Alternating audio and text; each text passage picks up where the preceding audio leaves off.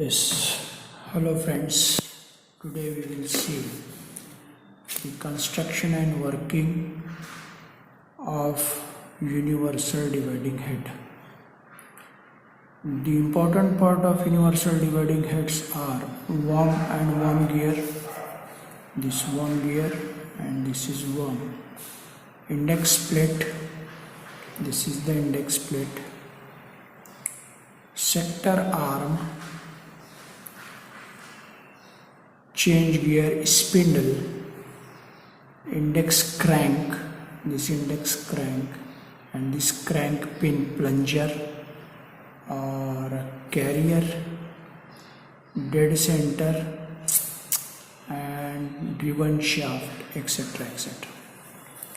So how this universal dividing head works? The worm and worm gear is connected to the spindle and worm is connected to the worm shaft, and at the other end of the worm shaft crank is fitted, this crank, and spring loaded pin is fixed to the crank. And this index plate is actually a circular plate having holes in concentric circles. The holes are here. So index plate is a disc having different number of equally spaced holes arranged in concentric circle. Okay, this index plate is screwed on a sleeve loosely mounted on the worm shaft, and this index plate remains stationary by lock pin connected with the frame. The dividing head is provided with sector arm which eliminates the counting of holes. Suppose in calculation occurs that initially the pin is here and chip the pin 3 holes, so this sector arm is provided like this, so you can count 1 2 3, so you can rotate this crank and the plunger pin, spring loaded plunger pin, pull the plunger pin and pushed into the required hole. So for that purpose sector arm is provided. So sector arm eliminates the counting of holes on the index plate. The spindle is provided with taper hole at nose for mounting live center, this live center, and obviously face plate or chuck can be mounted at live center, and spindle can swivel with the help of swiveling block, can be clamped at desired position. This is the actual figure of universal dividing head. You can see here, this is the live center, dividing plate, and this index plate, index crank, and this is the sector arm. This sector arm, and the technical informations about this universal dividing head. The worm gear has 40 teeth and worm is single threaded. Means when crank rotates through 40 tons, the work will rotate 1/40th turn, means through 9 degree. Okay, this 40 teeth and these calculations will be used for indexing purposes. Suppose if the index pin moved from one hole to next hole in a 18 hole circle, suppose this is 18 hole circle, then the spindle will rotate the workpiece through 1 by 40 into 1 by 18 means 1 by 72 revolution means 0.5 degree. That means periphery of the workpiece can be divided into 720 parts. 360 degree into 0.5, that is 720 parts. So there are different types of indexing procedure used for in universal dividing head. So what is indexing? That we will see. Indexing means it is the operation dividing the periphery of the workpiece. This is the periphery of the workpiece into number of equal parts. Suppose you want to divide this periphery into 12 number of equal parts, so work should turn through 30 degree. So it is the operation of dividing the periphery of workpiece into any number of equal parts.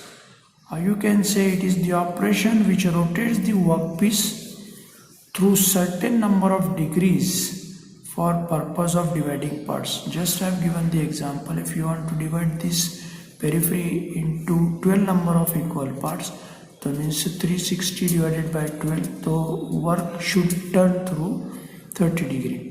There are different methods of indexing: direct indexing, simple indexing, compound indexing, differential indexing, and angular indexing. So one by one we will see different types of indexing procedures. So first one is direct or rapid indexing.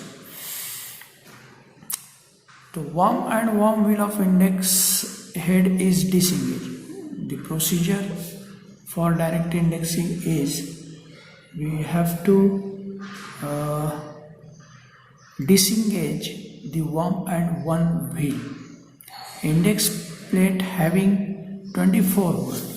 Suppose you are using index plate and the series of hole is 24, is fitted in front of the spindle nose. The spring loaded pin pushed into any hole, first one, or lock the spindle with the frame. While indexing, the pin taken out, pull the pin and spindle rotated by hand like this. So this pin can pull out and rotate the spindle by hands. After required position, it reach and again lock with the frame. Means pull the plunger pin, rotate at required hole and push into the hole. The spindle will rotate through that degree. You can divide the periphery of the work in 2, 3, 4, 6, 8, 12, 24 of equal divisions.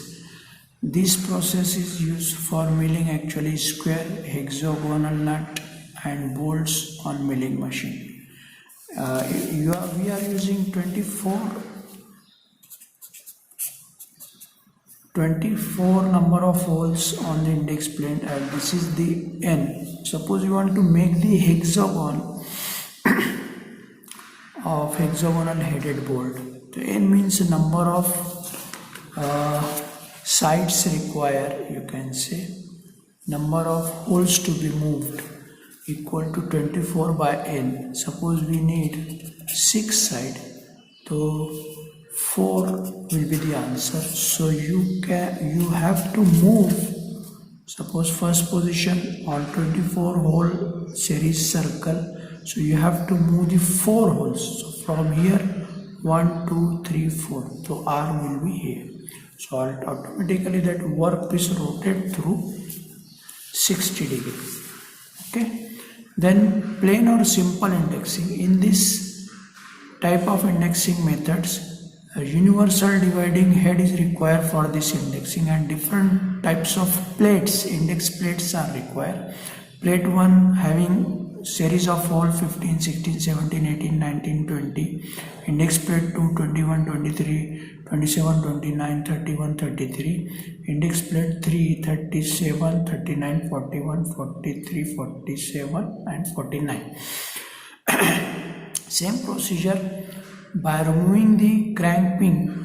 When the crank is rotated for the calculated turn, the worm shaft rotates. Ultimately, the worm wheel and spindle also rotates.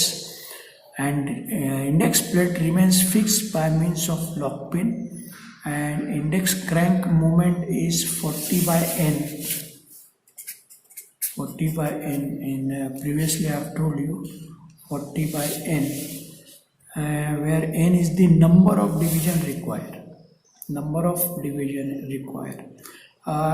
You can understand this type of indexing by taking an example. Suppose find the index moment of cutting 25 teeth. Suppose you want to cut the 25 teeth on the periphery of the workpiece, 25 teeth. So what will be the moment of the crank in this crank, how much hole to be shifted? So we know that index crank moment formula, index crank movement is equal to 40 by N. So 40 N means you want 25 divisions. So 25, 40 by 25. You can write this like this: 1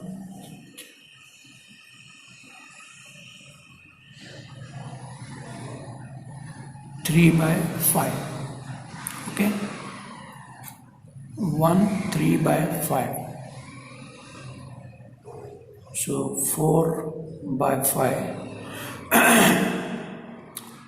So multiply this into common factor. Suppose this 3 by 3. So answer will be